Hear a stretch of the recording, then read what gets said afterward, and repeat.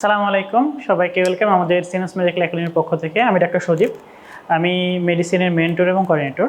আমরা ডেভিডসন ব্যাচের নিয়ে আমরা কিছু কনসেপ্ট ক্লিয়ারিং সেশন আমরা করছি আর কি। আলহামদুলিল্লাহ আমরা আমাদের ডেভিডসন ব্যাচটা কীভাবে রান করি এবং আসলে আমরা ডেভিডসনটাকে কীভাবে পড়ি আর কি, কীভাবে পড়া উচিত সেই জিনিসগুলো নিয়ে আমরা কিছু আপনাদেরকে ক্লাসের প্রোমো দেখাবো এবং কীভাবে পড়া উচিত। যে ডেভিডসনের যে ছবিগুলো আছে এই ছবিগুলো আসলে কতগুলো ইনফরমেশন আমাদেরকে দেয়।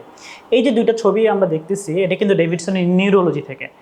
আর এখান থেকে কিন্তু প্রশ্ন আপনার দেখবেন যে পরীক্ষাতে আসবেই, নট অনলি এক্সাম, এটা আপনি দেখবেন ক্লিনিক্যালিও এই ধরনের পেশেন্ট কিন্তু আপনি পাবেন। যে আপনার কাছে একটা পেশেন্ট স্ট্রোক করছে, সে আপনার কাছে বলতেছে যে আমার একটা সাইডে দুর্বল, অথবা একটা পেশেন্ট আপনাকে বলতেছে যে আমার ফেশিয়াল ডেভিয়েশন হয়ে গেছে, অথবা আমি কথা বলতে পারতেছি না, ইটস লাইক অ্যাফাসিয়া, অথবা আমার একটা হাত বেশি উইকনেস হয়েছে। তাহলে কোন জায়গায় যদি সমস্যা হয় তাহলে সেই ক্ষেত্রে আমাদের কাছে পেশেন্ট কী প্রেজেন্টেশন নিয়ে আসতে পারে, ব্রেনের কোন জায়গায় লেশন হলে কী প্রেজেন্টেশন নিয়ে আসবে, সেই জিনিসগুলো নিয়ে আমরা একটু কথা বলবো। দেখেন এই যে আমরা প্রথমে এই যে সেকশনটা দেখতেছি এটা কিন্তু ডেভিডসন জাস্ট দুইটা ছবি, আমরা একটু ডিসকাশন করব। এই যে আমরা ছবিটা দেখতেছি এটা হচ্ছে ব্রেনের একটা করোনাল সেকশন, মানে ব্রেনটাকে যদি আমরা এই কান বরাবর কাটি তাহলে যে সেকশনটা পাবো সেটা হচ্ছে ব্রেনের করোনাল সেকশন। এই করোনাল সেকশনের ক্ষেত্রে দেখেন একটা আমাদের দুইটা হেমিস্ফিয়ার আছে, মনে করেন এটা একটা রাইট হেমিস্ফিয়ার, এটা লেফট হেমিস্ফিয়ার। এখন রাইট হেমিস্ফিয়ার এবং লেফট হেমিস্ফিয়ার এটা আমরা জানি যে রাইট সাইডের যে আমাদের যে বিভিন্ন ট্র্যাক্টগুলো আছে, স্পেশালি পিরামিডাল ট্র্যাক্ট আছে যেগুলো মোটর কন্ট্রোল করে, সেগুলো দেখেন এরা কিন্তু লেফট সাইডে চলে যায়। এই যে রাইট সাইড থেকে তৈরি হয়েছে কিন্তু এরা কিন্তু সবাই দেখেন লেফট সাইডে চলে গেছে, তাই না? আবার দেখেন লেফট সাইডে যারা আছে এরা কিন্তু সব রাইট সাইডে চলে যাবে।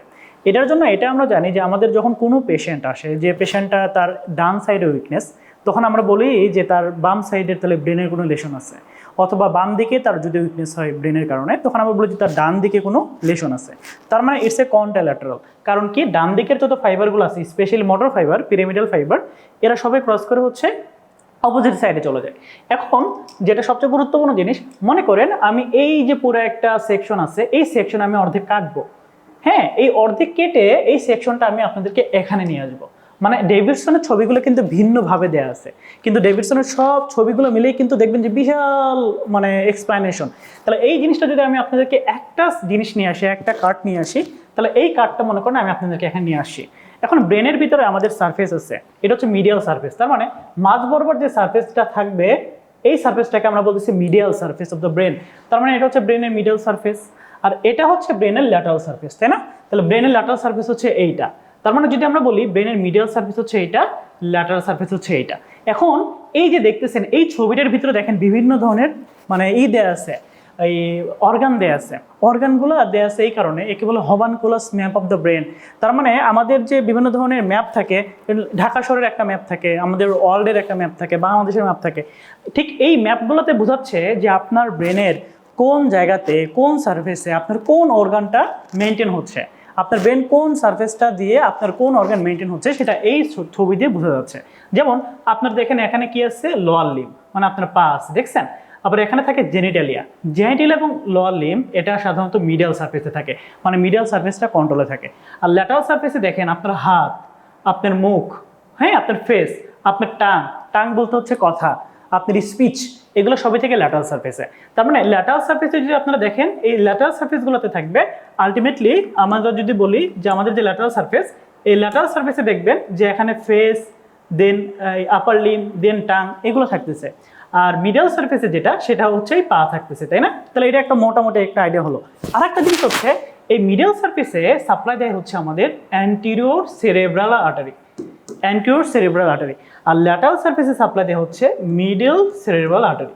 তার মানে আমাদের সবচেয়ে গুরুত্বপূর্ণ জিনিস আমাদের যে এই আর্টারি টেরিটরি, তাহলে এখানে সাপ্লাই দেয় এসিএ, এখানে সাপ্লাই দেয় এমসিএ।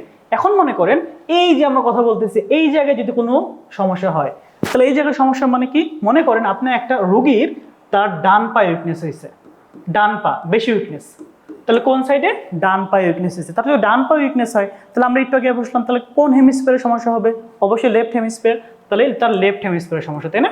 তাহলে তার লেফট হেমিস্ফিয়ারের সমস্যা। আচ্ছা, লেফট হেমিস্ফিয়ারের তার কোন সারফেসের সমস্যা হবে, মিডল সারফেস নাকি ল্যাটারাল সারফেস?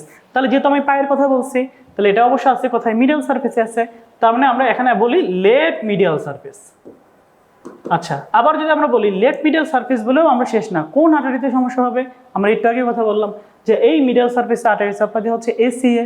তার মানে এখানে মোস্ট লাইকলি সমস্যা হচ্ছে লেফট ACA, যদি এটা ব্রেনের কোনো লেশনের কারণে হয়। তাহলে দেখেন প্রশ্নে আসবে কোনো একটা পেশেন্ট উইকনেস করছে, উইকনেস করে তার ডান সাইডেও দুর্বল কিন্তু তার ডান পাতা বেশি দুর্বল, তাহলে তার কোন আর্টারিতে সমস্যা? তাহলে দেখেন তার লেফট ACA, এইটা কিন্তু এভাবে প্রশ্ন আসবে।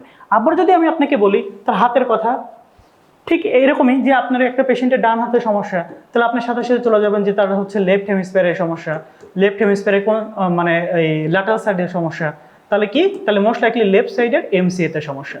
তাহলে দেখেন তার ডান হাত বলতে তার ডান সাইড, তার মানে লেফট সাইডকে অফ দ্য ব্রেনকে কন্ট্রোল করতেছে। লেফট সাইডের কোন সারফেস? সেই জিনিসটাতে ল্যাটারাল সারফেস, সেখানে কে সাপ্লাই দিচ্ছে? MCA। তাহলে এই টাইপের প্রশ্ন বোধ FCPS, MRCP each and every পরীক্ষাতে পাবেন, এটা আপনি শিওর থাকেন। আর একটা জিনিস হচ্ছে আমরা বলি, তার মানে আমরা এতক্ষণ যে জিনিসটা দেখালাম যে ব্রেনের আমার এখানে কোনো পেশেন্টের স্ট্রোক হয়েছে অথবা ব্রেনের এখানে কোনো একটা পেশেন্টের স্ট্রোক হয়েছে, তাহলে এখন এই যত ফাইবারগুলো আছে দেখেন, এই ফাইবার, এই ফাইবার, এই ফাইবার, এই সব ফাইবার একটা জায়গা দিয়ে যাচ্ছে। এই যে জায়গাটা দেখতেছেন না, ইটস লাইক এ জাংশন। মনে করেন আপনি হচ্ছে উত্তরবঙ্গে যাবেন, তাহলে আপনি উত্তরবঙ্গে গেলে আপনি কি করবেন? আপনি করবেন হচ্ছে সবাই গাবতলী দিয়ে যাবেন, তাই না? বেশিরভাগই সবাই গাবতলী দিয়ে যায়। তাহলে গাবতলী ইটস এ জাংশন। আপনি যাত্রাবাড়িতে থাকেন নাকি আপনি হচ্ছে মনে করেন যে শনিরেখাতে থাকেন নাকি মতিঝিল থাকেন, সবাই কিন্তু গাবতলী দিয়ে যাবে। তাহলে মেইন কথা হচ্ছে এই জায়গাটা হচ্ছে ইন্টারনাল ক্যাপসুল। ইন্টারনাল ক্যাপসুল হচ্ছে এমন একটা জাংশন, যে জাংশনে আমার ফুটের যত ফাইবার আছে, আমার হাতের যত ফাইবার আছে, আমার মুখের যত ফাইবার আছে, আমার সব ফাইবার হচ্ছে আমার এই জায়গা দিয়ে যাবে, ইন্টারনাল ক্যাপসুল দিয়ে যাবে। এখন ইন্টারনাল ক্যাপসুলে যখন সমস্যা হবে, তার মানে দেখেন একটা পেশেন্টের যখন এই ইন্টারনাল ক্যাপসুলে সমস্যা হবে তার কোনো ফাইবার কিন্তু যেতে পারবে না। এবং এই সিনারিওটাই আপনি সবচেয়ে বেশি স্ট্রোকের পেশেন্টের পান, যেটাকে আমরা বলি কমপ্লিট হেমিপ্যারেসিস। একটা পেশেন্ট দেখা যাচ্ছে তার একটা সাইডে কমপ্লিট হেমিপ্যারেসিস, তার ডান দিকে সে টোটাল নাড়াতে পারতেছে না। হেমিপ্যারেসিস বলতে উইকনেস। মনে করেন পেশেন্টের হচ্ছে বলতেছে যে আমার ফেসের সমস্যা, ডান হাতের সমস্যা, বাম হাতের সমস্যা। তাহলে যখন কোনো একটা পেশেন্টের আপনি বুঝবেন যে তার কমপ্লিট হেমিপ্যারেসিস আছে, তাহলে বুঝবেন site of lesion most likely internal ক্যাপসুলে। এখন ইন্টারনাল ক্যাপসুল, তাহলে একটা পেশেন্টে মনে করেন তার বাম দিকে কমপ্লিট হেমিপ্যারেসিস, লেফট সাইডে কমপ্লিট হেমিপ্যারেসিস। তাহলে লেফট যদি কমপ্লিট হেমিপ্যারেসিস হয়, তাহলে আমরা সেই সূত্রের মতো 2 2 4, তাহলে তার ব্রেনের কোন জায়গায় সমস্যা? অবশ্যই রাইট সাইডে সমস্যা। তার মানে কি রাইট সেরেব্রাল হেমিস্ফিয়ারের সমস্যা। রাইট সেরেব্রাল হেমিস্ফিয়ারের কোথায় সমস্যা? সেটা হচ্ছে রাইট ইন্টারনাল ক্যাপসুলের সমস্যা। এই প্রশ্নটা সবচেয়ে মজার কথা কি জানেন? কত ইজিলি বললেন না? সেটা MRCP-তে আসছে এবং এই প্রশ্নটা FCPS-এ আসছে। জাস্ট এই প্রশ্নটা যে একটা পেশেন্ট কমপ্লিট হেমিপ্যারেসিস নিয়ে আসছে রাইট সাইডে, সাইড অফ দ্য লেশন কোথায়?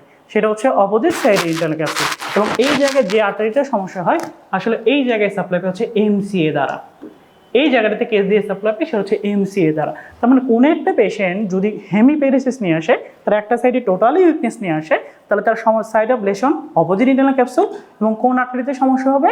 সেটা হচ্ছে opposite MCA, middle cerebral artery.